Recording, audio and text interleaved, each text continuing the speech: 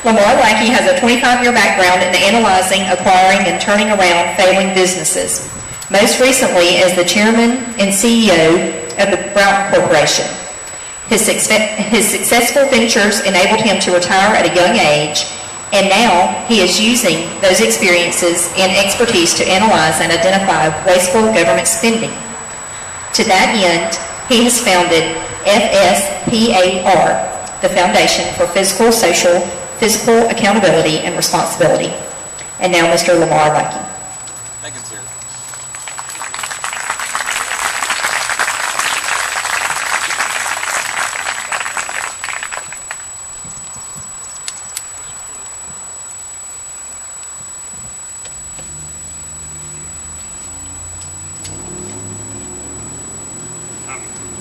I'm having to follow some pretty talented people.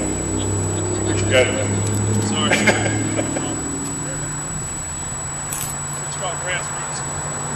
Those of you who know me know that Don and I in previous lives were underwear models. But those who know me know that focused, missile-locked, determined, persistent, and work smart are all words that describe not only me, but also describe what I expect of everyone around me. It is that same work ethic combined with the 5 pillars, fiscal, social, physical, accountability, and responsibility, that FSPAR was founded upon. FSPAR is the foundation for fiscal, social, physical, accountability, and responsibility, a nonpartisan and nonprofit organization dedicated to the implementation of sound financial business principles in the administration, management, and operation of the people's business, dedicated to social consciousness and values and the prudent stewardship in the implementation of our social responsibilities, and dedicated to the promotion and education of wellness, dedication, and physical persistence. Fiscal accountability is achieved through centralization, then standardization, then achieving economies of scale through collective bargaining of goods and services, thereby saving money by reducing the unit cost and not the number of units purchased. In other words, paying less for the same units.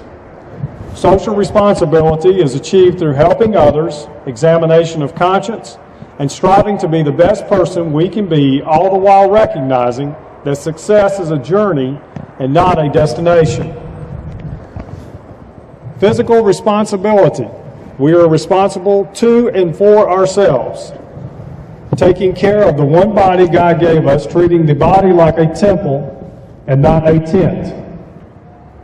FSPAR's purpose is to enrich and improve the people's lives through better government stewardship. While I am retired from investment banking, venture capital, and turnarounds, I am now devoting my time to the people's business and policy. I am using my God-given talents and experience to positively impact the people's business and policy. Today, my life's purpose is very simple: to utilize my talents and experience in serving the people as a steward for and of their business, government, which is why I founded FSPAR. But FSPAR is more than Lamar Lackey. It is comprised of those dedicated to the principles of FSPAR. FSPAR is dedicated to evaluating policy, identifying administrative shortcomings, communicating with legislators as to the aforementioned, attending meetings, speaking, talking with folks like yourselves, seeking the input of public employees, what I call boots on the ground. These are not department heads and supervisors, incidentally. I consider myself to be a very thrifty and economical person who has an uncanny ability to identify bleeders, inefficiencies, lack of standardization and centralization, lack of economies of scale, lack of use of collective bargaining, In addition, I consider myself to be a good implementer. Now I'm going to ask you a question. Fiscal prudence and stewardship, social responsibility, physical accountability. What do all of these things have to do with intimacy, a parking meter, and each other? The answer may surprise you. But first you must consider the 10 principles that have loomed large during the more than 2 centuries of modern conservative thought. Russell Kirk lays these principles out in The Politics of Prudence. In it, he talks about how in the past we were taxed most at the local level, where we could see our tax dollars at work. Now things are totally reversed. We are taxed most at the federal level, and simply put, we have lost intimacy with our money. Our conservative principles guide us. The Constitution is the structure for those of us who are prudent, dedicated, and motivated. The Constitution is the structure for free people to live their lives and create wealth. But freedom is not free. We must be prudent and responsible.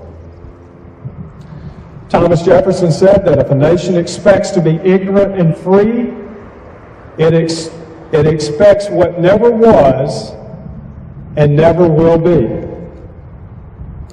Unfortunately, most Americans do not understand this concept. They want everything handed to them without having to do anything.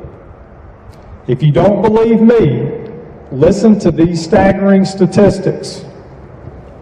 Almost half of Americans do not have any beliefs they would die for. Only 25% would die for our country. 2/3 of Americans have never participated in community service. Almost 70% cannot name their local representatives. 25% do not care about the problems in their local communities. Simply put, many of us do not care and take the attitude of let someone else handle it. I tell you all of this because it is up to us. We have to be the pace car. We have to be the moral compass. We have to be the guiding light. The Tea Party is more than taxes. All of us know that TEA and Tea Party stands for taxed enough already. But it should also stand for take eventful action, take enduring action, and take effective action.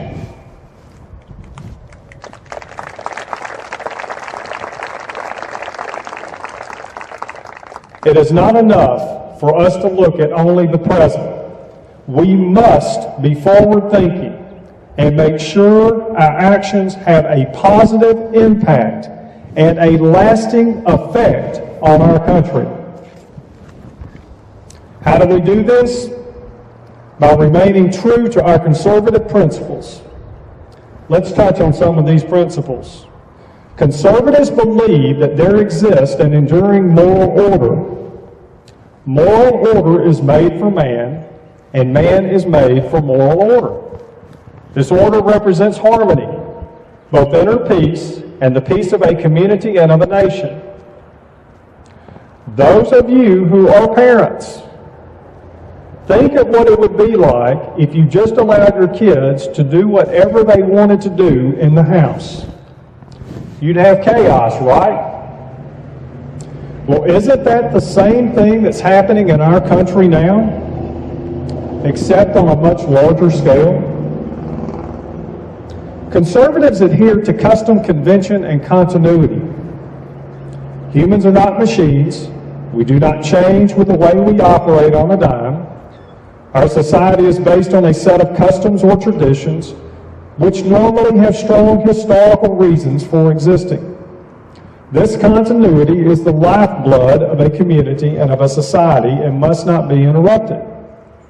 However, as we move through time, there will always be the need for some course corrections.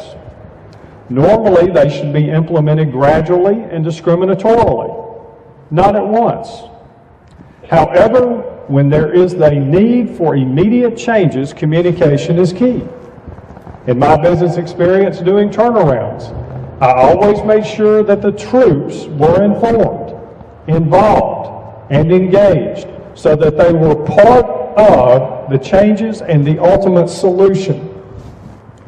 Remember, most people, especially conservatives, do not like change. But in the end, we do what we have to do to protect the collective, the greater good.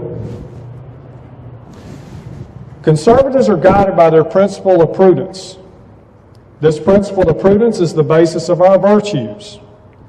As conservatives, we believe that any public measure should be judged by its probable long-term implications and consequences, and not merely by its temporary advantage and or its short-term or immediate implications. A perfect example of this is Obamacare. Liberals and radicals tend to go for immediate and short-term with total disregard for long-term. My daddy used to tell me that you can't get to long-term without going through short-term. Conservatives are chastened by their principle for imperfectibility. This may come as a shock to some of you, but we are not perfect. We are imperfect, especially us men. Isn't that right, ladies?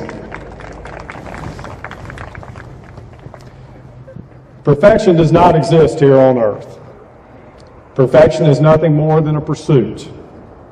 No perfect social order can be created. If heaven were here on earth, what would we ultimately be seeking? The best we can hope for during our tenure on earth is a tolerably ordered, just, and free society, where some evils, maladjustments, and sufferings will continue to lurk. The afterlife is the only perfection. Therefore, there is no perfect social order. It cannot be created in any way. There is no utopia.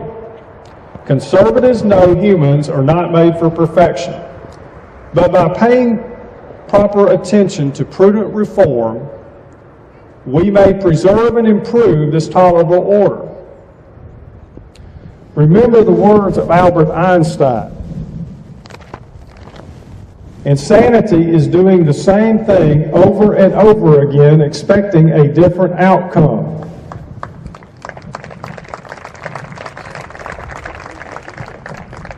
It is only through prudence, diligence, persistence, and steadfastness that we may preserve and improve this tolerable order, our free society.